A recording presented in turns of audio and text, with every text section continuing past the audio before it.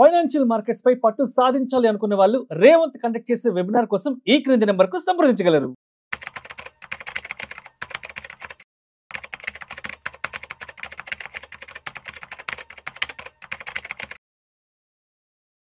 Welcome to Vishnu talks. నేను విష్ణు. ప్రస్తుతం నాతో పాటు NISM and CRISIL certified wealth manager Revanth Chalamala ఉన్నారు. వారితో మాట్లాడదాం.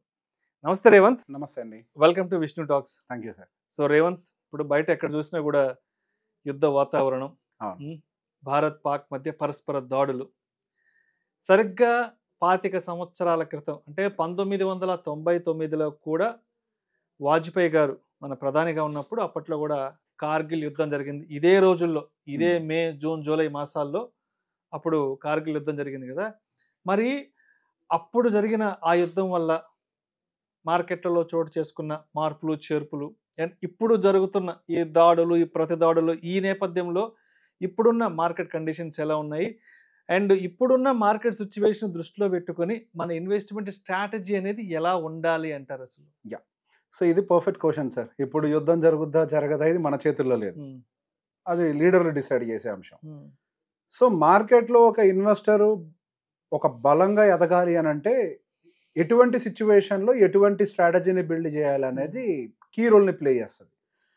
సో ఇక్కడ మనము చరిత్రలో ఏం జరిగింది, యుద్ధం జరిగినప్పుడు మార్కెట్లు ఏ విధంగా రియాక్ట్ అయ్యాయి, ఏ సెక్టార్స్ ఏ విధంగా రియాక్ట్ అయ్యాయి, ఏ అసెట్ క్లాస్ ఏ విధంగా రియాక్ట్ అయింది, వీటన్నిటిని దృష్టిలో పెట్టుకొని ఇప్పుడు ఒకవేళ నిజంగానే యుద్ధం కనుక జరిగినట్లయితే మనం ఏ విధంగా పోర్ట్ఫోలియో కనుక మెయింటైన్ చేసినట్లయితే మనం దానికి తక్కువ ఇంపాక్ట్ తీసుకుంటాము. సో ఇది చాలా ఇంపార్టెంట్ ఆస్పెక్ట్. జరగబోయేదాన్ని మార్చడం మన చేతుల్లో లేదు, కానీ పోర్ట్ఫోలియోని మనకు అనుకూలంగా మార్చుకోవడం మాత్రం మన చేతుల్లో ఉన్నటువంటి పని. సో ఫస్ట్ మనం ఒకసారి చరిత్రను చూద్దాం.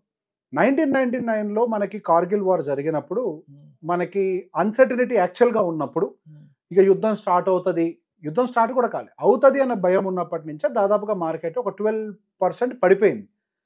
యుద్ధం మధ్యలోకి వచ్చిన తర్వాత ఇండియా డామినేట్ చేయడం మొదలుపెట్టింది అని క్లారిటీ రావడంతో సెన్సెక్స్ దాదాపుగా 30% పెరిగింది.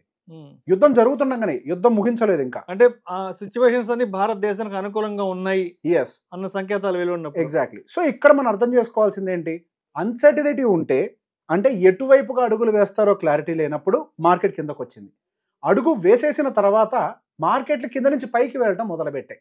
అంటే మార్కెట్కి ఇక్కడ అన్సర్టనిటీ నచ్చదు, అటో ఇటో ఏదో ఒక స్టెప్ తీసుకోవాలి మార్కెట్. ఏ స్టెప్ తీసుకున్నా కానీ మార్కెట్ యాక్సెప్ట్ చేస్తుంది. ఒకవేళ యుద్ధం జరుగుద్దా, ఓకే, ఒకసారి కింద పడతా, నేను అక్కడి నుంచి ఏం చేయాలి డిసైడ్ అవుతానని డిసైడ్ అవుద్ది. లేదు ఏమీ లేదంటారా, నెక్స్ట్ మార్కెట్ ఎకానమీకి అనుకూలంగా రియాక్ట్ అవ్వడం మొదలు పెడుతుంది. కానీ జరుగుద్దా జరగదా అని ఒక అన్సర్టనిటీని తీసుకోవడానికి మాత్రం మార్కెట్ రెడీగా లేదు. సో అదే టైంలో మనకి గోల్డ్ని కూడా గమనించిన, గోల్డ్ దాదాపుగా మనకి 4 నెలల్లోనే ఒక 10 to 11% వరకు కూడా పెరిగింది.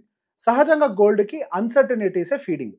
ఎప్పుడైతే ప్రపంచవ్యాప్తంగా అన్సర్టనిటీస్ ఉంటాయో అటువంటి టైంలో కమోడిటీ ప్రైజెస్ అనేవి పైకి వెళ్తాయి. అందులో గోల్డ్ అనేది కూడా 4 నెలల్లో దాదాపుగా 10 to 11% వరకు కూడా ఇంక్రీజ్ అయింది. అదే టైంలో మనకి మన ఇండియన్ రూపీ డిప్రిషియేట్ అవడం కూడా జరిగింది. ఇండియన్ రూపీ ఎందుకు డిప్రిషియేట్ అయింది ఆ టైంలో అంటే, FIS వాళ్ళు సహజంగా ఏం చేస్తారు, అన్సర్టనిటీ, మనకి పొలిటికల్ అన్స్టేబిలిటీ ఉంది, వార్స్ జరుగుతున్నాయని అంటే జనరల్గా FIS ఏం చేస్తారు, అమ్మేసుకొని బయటికి వెళ్ళిపోవడానికి ప్రయత్నం చేస్తారు. సో అట్లా వాళ్ళు బయటికి వెళ్ళిపోవటం వల్ల రూపీ డిప్రిషియేషన్ స్టార్ట్ అయింది. దాంతోపాటుగా అదే టైంలో కొంతవరకు క్రూడ్ ఆయిల్ ప్రైస్ ఇంక్రీజ్ అవ్వటము, సో ఇది కూడా రూపీ డిప్రిషియేషన్కి దారి తీసింది. సో బేసిక్గా ఈ కేస్ స్టడీని మనం దృష్టిలో పెట్టుకొని ఇప్పుడు జరుగుతున్నటువంటి సినారియోని ఒకసారి అబ్జర్వ్ చేద్దాం. ఇప్పుడు కూడా మనకి LOC దగ్గర కొంతవరకు టెన్షన్స్ అనేవి రేజ్ అవుతున్నాయి. సో ఇది ఒక్కటేనా అంటే అవతల వైపుల నుంచి కూడా, పాకిస్తాన్ సైడ్ నుంచి కూడా 24 గంటల నుంచి 36 గంటలు మా మీద దాడి చేస్తామని చెప్పేసి అన్నారు. అఫ్కోర్స్ 36 గంటలు కూడా గడిచిపోయినా ఇప్పటి వరకు ఎటువంటి దాడి అయితే జరగలేదు. సహజంగా మిలిటరీకి కావాల్సింది ఎలిమెంట్ ఆఫ్ సర్ప్రైజ్, అట్లా ఎక్స్పెక్ట్ చేస్తుంటే సహజంగా చేయరు. సో ఇప్పుడు చేయరా లేకపోతే అసలు ఇంకెప్పటికీ చేయరా ఇది మనకు తెలియదు. ఇట్లా సైలెంట్గా ఉన్నంత కాలం ఎప్పటికైనా చేస్తారు అనే ఒక అన్సర్టనిటీ మార్కెట్లో కొనసాగుతుంది. సో ఇప్పుడు మార్కెట్లో ఏం జరుగుతుంది, అన్సర్టనిటీ, ఏం చేస్తారో తెలియట్లేదు. దాడి చేసేసి ఉంటే డిఫరెంట్గా ఉండేది, ఒక 3% 5% పడిపోయేది, అక్కడి నుంచి స్టెబిలిటీ వచ్చేది. ఇప్పుడు ఏం చేస్తారో ఇంకా క్లారిటీ లేదు, ఎటువంటి స్టెప్స్ తీసుకుంటారు. గ్లోబల్ అటెన్షన్ అంతా కూడా ఇండియా అండ్ పాకిస్తాన్ టెన్షన్స్ మీదనే ఫోకస్ చేస్తుంది. సో ఈ గ్లోబల్ మీడియా కానీ అందరు దీని మీద ఫోకస్ చేస్తున్నారు. సో అన్సర్టనిటీ ఉన్నప్పుడు ఫ్రెష్గా మళ్ళీ బయింగ్ చేయాలి అన్నా కానీ అటు FIS కూడా పెద్దగా ఇంట్రెస్ట్ చూపించే అవకాశాలు లేవు. సో బేసిక్గా FIS అగైన్ మళ్ళీ ఇంతకు ముందులాగా చరిత్రలాగే సెల్లింగ్ చేసుకొని వెళ్ళిపోతారా, లేదు ఇప్పుడు కనుక అనౌన్స్ చేస్తే ఇంతకు ముందులాగే మార్కెట్ పడుతుందా? సో ఈ సినారియోని కూడా ఒక్కసారి మనం అండర్స్టాండ్ చేసుకుందాం. సో ఎఫ్ఐఎస్ ఇంతకుముందు సెల్ చేసి వెళ్ళి ఉంటారంటే అప్పుడు వాళ్ళ స్టాండ్స్ అంటే మనకు పూర్తిగా అవగాహన లేదు. మేబీ వాళ్ళు ఒక కంటిన్యూస్ బయింగ్లో ఉండొచ్చు. ఒకసారి ఇటువంటి అన్సర్టనిటీ ట్రిగర్ అయిన వెంటనే సెల్లింగ్ చేసుకొని బయటకు వెళ్ళిపోయి ఉంటారు. కానీ ఇప్పుడు ఆల్రెడీ ఎఫ్ఐఎస్ సెల్లింగ్ చేసి ఉన్నారు. వాళ్ళు ఆల్రెడీ సెల్లింగ్ ఎగ్జాషన్లో ఉన్నారు. అమ్మాల్సిన దానికంటే ఎక్కువే అమ్మేశారని నేను అనుకుంటున్నాను. ఇప్పుడు మళ్ళీ అమ్ముతారనంటే అమ్మడానికి ఎక్కువ అవకాశం లేదని అనుకుంటాను. సరే వాళ్ళు అమ్మరు కాబట్టి మార్కెట్ కింద పడదా అని అంటే సహజంగా యుద్ధం ఏదైనా జరుగుతుంది అని అంటే టెన్షన్ ఉంటుంది. ఆ టెన్షన్లో భాగం కింద చిన్న రియాక్షన్ వస్తుంది. మార్కెట్స్ మనమే ఇప్పుడు పీక్ లెవెల్లో లేవు. మార్కెట్ ఆల్రెడీ కరెక్షన్ జరిగి కొంతవరకు మిడ్ లెవెల్లోకి వచ్చి ఆగినాయి. కిందకి వచ్చింది, వాళ్ళు మిడ్ లెవెల్లోకి కూడా వచ్చేసింది. సో ఇక్కడి నుంచి మనకి డౌన్ సైడ్ రిస్క్ ఎంత ఉంటుంది? మేబీ అదే 22,000 ఉంటుందేమో. 24,500 నుంచి మళ్ళీ 22,000 వరకు రిస్క్ ఉంటుందేమో. అది కూడా ఒక టెంపరీ రియాక్షన్గా చూడగలుగుతాం. కానీ అక్కడి నుంచి మనకి మార్కెట్ టప్ అని పడిపోతుంది అంటే అటువంటి అవకాశాలు ఎక్కువగా లేవు. So Indian economy point of వ్యూలో చూసుకున్నప్పుడు మార్కెట్ కరెక్షన్ ఆల్రెడీ జరిగింది. ఎఫ్ఐఎస్ ఆల్రెడీ అమ్మటం జరిగిపోయింది. బయింగ్ కూడా మళ్ళీ రీఇనిషియేట్ చేయడం కూడా జరుగుతోంది. సో ఇప్పుడు మనం పోర్ట్ఫోలియోని ఏ విధంగా కన్స్ట్రక్ట్ చేయాలి? ఒకవేళ ఈ అన్సర్టనిటీస్ ఇలానే కనుక కొనసాగితే సహజంగా జరిగేది ఏంటి? మిలిటరీ యుద్ధానికి వెళ్ళాలని డిసైడ్ అయింది అనుకోండి. వాళ్ళు ఏం చేస్తారు? ఫస్ట్ తిండికి సంబంధించి బాగా సేకరిస్తారు. ఎఫ్ఎంసీజీ మందులు బాగా సేకరిస్తారు. ఫార్మాసిటికల్. సో బేసిక్గా వాటికి కొరత ఏర్పడుతుంది దేశంలో. వాళ్ళు ఎంతలాగా సేకరిస్తారు అని అంటే దేశంలో కొరత ఏర్పడేంత సేకరిస్తారు. చాలా హై డిమాండ్ క్రియేట్ చేస్తారు వాళ్ళు. సహజంగా యుద్ధం జరిగినప్పుడు ఎఫ్ఎంసీజీ సెగ్మెంట్కి సంబంధించి అంటే తినుబండారాలకు సంబంధించి కొంత కొరత ఏర్పడుతుంది. సో ఇక్కడ మీరు ఒక విషయాన్ని ఎప్పుడైనా గమనించాలి. మీకు మార్కెట్లో తినుబండారాలకు సంబంధించి ఏదైనా ప్రైజెస్ పెరుగుతున్నాయా సడన్గా, ప్రైస్ హైక్ జరుగుతుంది అని అంటే ఎవరో సాలిడ్ గా బయింగ్ చేస్తున్నారు అని అర్థం. ఉన్నట్టుండి అది కనుక చేస్తున్నారు అని అంటే there is a chance of war. So మొత్తానికి ఎవరో ఎక్కడో ఏదో డిసైడ్ చేశారు. ఒకవేళ అది జరిగితే సో మీరు మార్కెట్ లో గమనించండి, ఎవరు చెప్పనవసరం లేదు. ఇది ఇండికేషన్. సడన్ గా మార్కెట్ స్పైక్స్, డిమాండ్ పెరిగిపోద్ది ఉన్నట్టుండి. సో ఎఫ్ఎంసీజీకి హై డిమాండ్ వస్తుంది, ఫార్మాసిటికల్కి కూడా చాలా హై డిమాండ్ వస్తుంది. వీటిని డిఫెన్సివ్ ప్లేస్ అని అంటాం. సో ఎటువంటి కండిషన్లో ఉన్నా కానీ ఈ రెండింటికి మాత్రం ఆ విలువ తగ్గదు, ఇంకా డిమాండ్ పెరుగుతుంది, ప్రొడక్షన్ పెంచుతారు ఇంకా స్పీడ్ ఎక్కువ కావాలని చెప్పి. సో మనం దానికి కొంతవరకు ఫార్మాసిటికల్ అండ్ ఎఫ్ఎంసీజీ రిలేటెడ్ కొంతవరకు వెయిటేజ్ని ప్లాన్ చేయాలి. అండ్ ఇక్కడ ఐటీ లార్జ్ క్యాప్కి సంబంధించి కూడా కొంత ఫోకస్ పెట్టచ్చు. ఎక్కువగా పెట్టద్దు, కొంతవరకు పెట్టచ్చు. దానికి గల రీజన్ ఏంటి అని అంటే మనకి అటు ఐటీ కానీ ఫార్మా కానీ డాలర్కి హెడ్జింగ్ కింద యూజ్ చేస్తాం.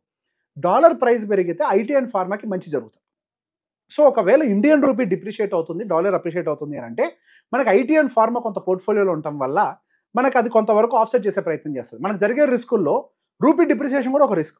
సో ఈ రెండు ఉండటం వల్ల అది కొంత బ్యాలెన్స్ చేస్తుంది. అండ్ ఇన్ఫ్రా, ఆటో, బ్యాంక్స్ ఇవి చాలా వాలటైల్గా మూవ్ అవుతాయి. సో సాధ్యమైనంత వరకు ఉన్న పొజిషన్స్ నుంచి కూడా ట్రిమ్ చేసుకునే ప్రయత్నం చేయాలి. ఒకవేళ ఇది యుద్ధం జరిగితే, జరగని కండిషన్లో ఇటు జోలికి పోవద్దు. యుద్ధం జరిగితే వాటిని తగ్గించుకునే ప్రయత్నం చేయాలి. ఇప్పుడు ఇది చెప్పాం కదని చెప్పి ట్రిమ్ చేసేసాం అనుకోండి, రేపు యుద్ధం జరగకపోతే ఆపర్చునిటీ మిస్ అవుతాం. సో పరిస్థితులను గమనించుకుంటూ కొద్దిగా తగ్గించాలి. దాంతోపాటుగా స్మాల్ అండ్ మిడ్ క్యాప్కి ఎంత దూరం ఉంటే అంత మంచిది. ఇక్కడ లార్జ్ క్యాప్ సెగ్మెంట్కి సాధ్యమైనంత వరకు మనం వెయిటేజ్ ఇచ్చే ప్రయత్నం చేయాలి.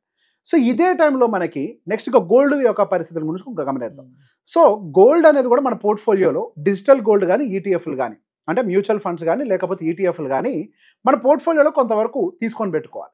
ఒకవేళ యుద్ధం అంటూ జరిగింది అని అంటే సేమ్ ఇంతకుముందు జరిగినట్టుగానే 3 నుంచి 4 నెలల సమయంలో ఒక 10% వరకు కూడా ర్యాలీ, అంటే 8 to 12% మధ్యలో ర్యాలీ అవడానికి స్కోప్ దొరుకుతుంది మనకి. సో దాంతో పాటుగా మనం ఓన్లీ గోల్డ్ చూడాలా, వేరే ఇన్వెస్ట్మెంట్ ఆప్షన్ లేదా అంటే as we have silver also. ఇప్పుడు ఇండస్ట్రియల్ యూసేజ్ కూడా బాగా పెరిగింది కాబట్టి సిల్వర్ కూడా ఆ టైంలో కమోడిటీ కొంతవరకు అప్సైడ్ మూవ్ అయ్యే అవకాశాలు కొద్దిగా ఎక్కువగా కనపడుతున్నాయి. సో ఇక్కడ మనం కమోడిటీ సెగ్మెంట్లో ఉండేవేంటి, యూఎస్డీ కూడా చూసుకోవాలి. యూఎస్డీకి హెడ్జింగ్కి సంబంధించి మనం డైరెక్ట్గా యూఎస్డీ హెడ్జింగ్ డైరెక్ట్గా చేయలేని వాళ్ళందరూ ఐటీ అండ్ ఫార్మా కొంతవరకు పొజిషన్కి మెయింటైన్ చేసినా కానీ అక్కడ మనకి రూపీ డిప్రిషియేట్ అయిన వెంటనే ఐటీ అండ్ ఫార్మాలో కొంతవరకు స్పైక్స్ రావడానికి స్కోప్ దొరుకుతుంది. సో ఇప్పుడు మనం ఫస్ట్ ఏం చేయాలి అని అంటే సేఫ్టీ ఫస్ట్. అంటే పోర్ట్ఫోలియో ఇమీడియట్గా పరిగెట్టడం. ఎప్పుడైనా మైండ్లో గుర్తుపెట్టుకోండి, portfolios will not run in over night. ఇక్కడ మనకి ఇన్వెస్ట్మెంట్ అనేది ఒక మ్యారథాన్, స్ప్రింట్ రేస్ లాంటిది కాదు. 100 మీటర్లు పరిగెట్టి ఆయాసం తెచ్చుకునే లాంటిది కాదు. కొన్ని కిలోమీటర్ల కొద్దీ ఓపికతో పరిగెట్టేదే మనకి investment journey. So safety first. And ఎటువంటి పరిస్థితుల్లో కూడా మన అన్నెసరీ బెట్స్ అంటే solid bets in mid cap, small క్యాప్లో పెట్టకుండా చూసుకోండి. షార్ట్ డ్యూరేషన్ బాండ్స్ ఏమైనా ఉన్నాయో చూసుకోండి. ఎక్కువ లిక్విడిటీ మెయింటైన్ చేసే ప్రయత్నం చేయండి. ఒకవేళ నిజంగానే కనుక పెద్ద ఎత్తున యుద్ధం ట్రిగ్గర్ అయింది అని అంటే కొంతవరకు ఉద్యోగాలు కూడా తగ్గే అవకాశాలు ఉంటాయి. అంటే దేశం మీద ఆర్థిక బర్డెన్ పెరుగుతుంది కాబట్టి లిక్విడిటీ మార్కెట్లో కూడా తగ్గుతుంది కాబట్టి ఎమర్జెన్సీ ఫండ్స్ కూడా మీ దగ్గర కొంతవరకు ప్లాన్ చేసుకునే ప్రయత్నం చేయండి. సో ఇప్పుడు నేను చెప్పినటువంటి ఎలిమెంట్స్ అన్నిటితోటి ఇప్పుడు మన పోర్ట్ఫోలియో ఏ విధంగా ఉండాలో చెప్తాను. ఒక 20-25% వరకు కూడా దాదాపుగా మనము ఒక డిఫెన్సివ్ సెగ్మెంట్స్లోకి ఇన్వెస్ట్మెంట్స్ పెట్టుకోవాలి. అంటే ఎఫ్ఎంసీజీ, ఫార్మాసిటికల్, ఈ విధానంలో ప్లాన్ చేసుకోవాలి. అసలు టోటల్ ఈక్విటీ ఎంత ఉండాలి అంటే ఇటువంటి సమయాల్లో, యుద్ధాలు జరిగే సమయాల్లో 50%కి మించిన ఈక్విటీ మన దగ్గర ఉండకూడదు. అందులో మేబీ ఒక 50% అగైన్ ఆ 50%, ఆ 50లో 50 అంటే 25% వరకు కూడా FMCG, pharmaceutical, defensive segment side కానీ కొంత ఇన్వెస్ట్మెంట్స్ పెడితే అటువంటి సమయాల్లో అవి బూస్టర్గా యాక్ట్ చేస్తాయి మనకి, అంటే పైకి గుంజడానికి ట్రై చేస్తాయి.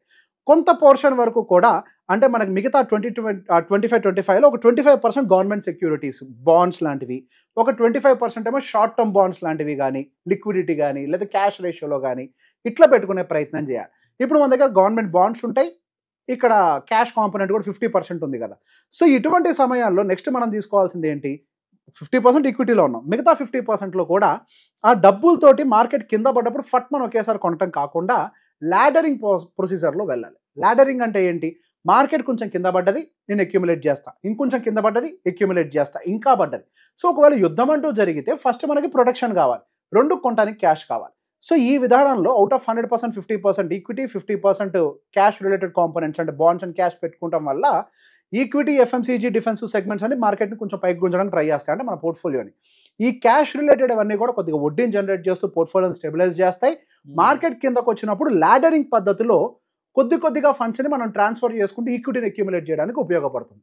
సో ఈ విధానంలో కనుక ఎటువంటి యుద్ధమైనా, ఈ రోజు కాకపోతే యుద్ధం అనేది ఎప్పుడైనా జరిగే అవకాశాలు ఉంటాయి, ఎప్పుడు యుద్ధాలు జరిగినా కానీ ఈ విధానంలో కనుక పోర్ట్ఫోలియో కన్స్ట్రక్షన్ చేస్తే డ్యామేజ్ తక్కువగా ఉంటుంది. I always say it, we can't decide ఏం జరగాలో మనం చెప్పలేము, కానీ ఏం జరిగినా కానీ దానికి తగ్గ యాక్షన్స్ తీసుకునే అవకాశం మన చేతిలో ఉండాలంటే ఎలాంటి ప్రికాషన్స్ ఈ మన చేతుల్లో అయితే ఉన్నాయి కాబట్టి ఈ విధంగా ప్లాన్ చేసుకోవచ్చు. Thank you so much Revanth. Most welcome.